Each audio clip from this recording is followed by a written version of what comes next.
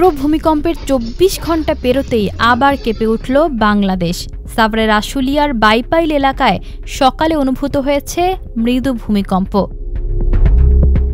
সকাল 10:36 12 সেকেন্ড অনুভূত হয় এই কম্পন।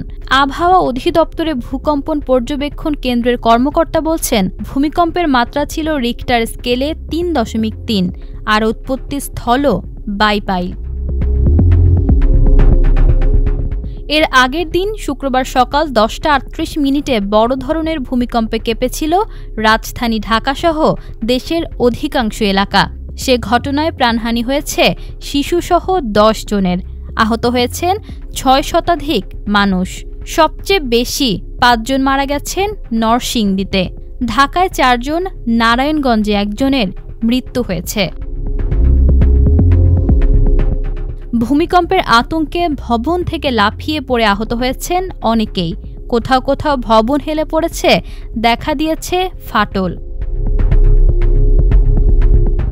এদিকে বুয়েটের অধ্যাপক মেহেদী আহমেদ আনসারি বলছেন, এটিকে ফোরশোক বলা যেতে পারে।